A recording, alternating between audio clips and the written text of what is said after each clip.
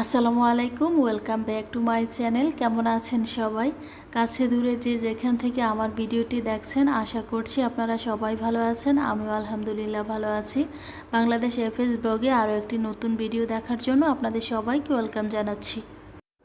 আজ আমি বাজার থেকে কিনে আনা রেডিমেড বিরিয়ানি মশলা দিয়ে চিকেন বিরিয়ানি রান্না করে দেখাবো। আশা করছি রেসিপিটি আপনাদের ভালো লাগবে। বিরিয়ানি রান্না করার জন্য আমি এখানে সবার প্রথমে চিকেনটাকে ম্যারিনেট করে নিচ্ছি। আর এখানে প্রায় 1 কেজির মতো চিকেন নিয়েছি। যেহেতু আমি এখানে 1 কেজির মতো চিকেন নিয়েছি, খুবই অল্প, তাই আমি মশলাগুলিও অল্প অল্প করে দিয়েছি। 1 কেজি চিকেনের জন্য আমি এখানে 1 চা চামচ করে সব ধরনের মশলা দিয়েছি। চিকেনটা ম্যারিনেট করার সময় আমি এখানে মশলা দিয়েছিলাম আদা রসুন পেস্ট, হলুদ পাউডার, মরিচ পাউডার, জিরা পাউডার, দিয়েছি লেবুর রস। তো এগুলি সব আমি দিয়েছি 1 চা চামচ করে।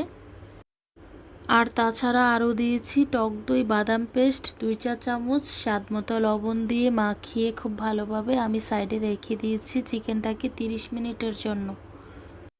আর অন্য সাইডে আমি বিরিয়ানি রান্না করার জন্য চিনি গুঁড়া পোলাওয়ের চাল রেডি করে নিচ্ছি। 1 কেজি চিকেনের সাথে আমি এখানে 250 গ্রামের মতো পোলাওয়ের চাল নিয়ে নিয়েছি। আজ আমি রাঁধুনির বিরিয়ানি মশলা দিয়ে বিরিয়ানি রান্না করব। তো এই যে বিরিয়ানি মশলাটা বের করে নিলাম। আর এখানে তো চিকেনটা আধা ঘন্টা আগেই ম্যারিনেট করে রেখেছি। আর পোলাওয়ের চালটাকেও আমি খুব ভালোভাবে ধুয়ে একটা স্ট্রেনারে রেখে দিয়েছি পানি ঝরার জন্য। আর অন্য সাইডে আমি চুলায় প্যান বসিয়ে তার মধ্যে দিয়ে দিয়েছি পেঁয়াজ কুচি, দারুচিনি, আর দিয়েছি 2-3টার মতো এলাচ। আর পেঁয়াজটা যখন খুব ভালোভাবে ব্রাউন করে ভাজা হয়ে গিয়েছে, তার মধ্যে আমি দিয়ে দিচ্ছি ম্যারিনেট করে রাখা চিকেনটা দেয়া হয়ে গেলে আমি পেঁয়াজের সাথে খুব ভালোভাবে নেড়েচেড়ে মিক্স করে নিব।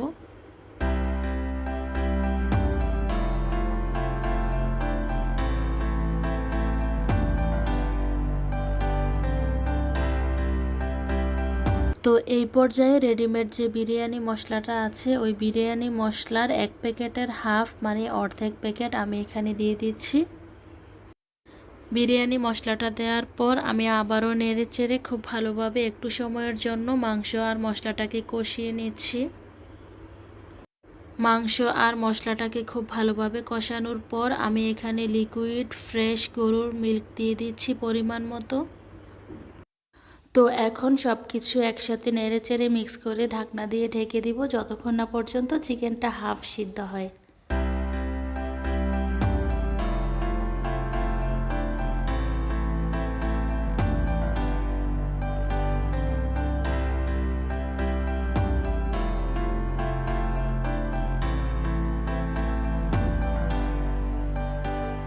তো আমি এখন কিছু আলু বোখারা, কিশমিশ আর কয়েকটা কাঁচামরিচ দিয়ে দিচ্ছি মাংসে।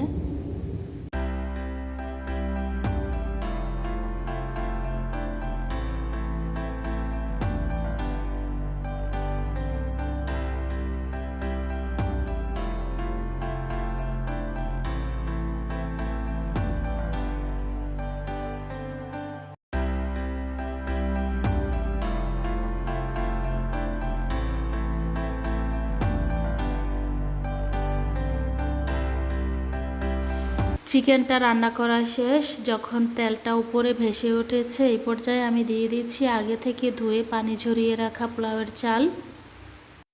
তো এখন চিকেনের সাথে আমি চালটা খুব ভালোভাবে মিক্স করে একটু সময় ভেজে নিব।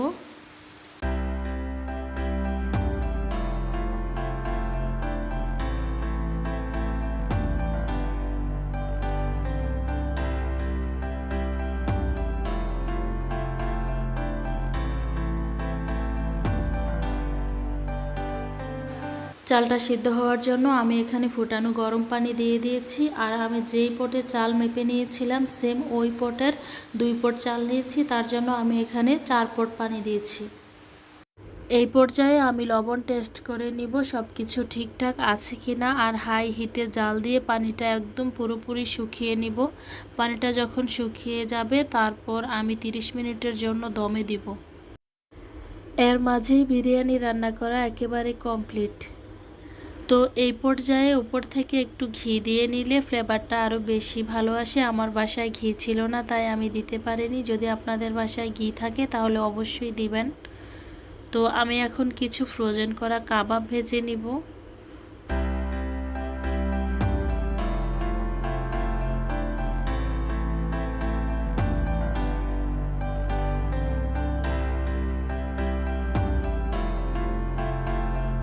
যদি রেসিপিটি আপনাদের একটু হলেও ভালো লাগে তাহলে প্লিজ আমার চ্যানেলটা সাবস্ক্রাইব করে আমার চ্যানেলের মেম্বার্স হওয়ার অনুরোধ রইল। ভিডিও ভালো লাগলে অবশ্যই একটা লাইক দিতে ভুলবেন না প্লিজ। নতুন আরও একটি ভিডিও দেখার আমন্ত্রণ জানিয়ে আজকের ভিডিওটি এখানেই শেষ করছি। ভালো থাকবেন। Love you all my friends.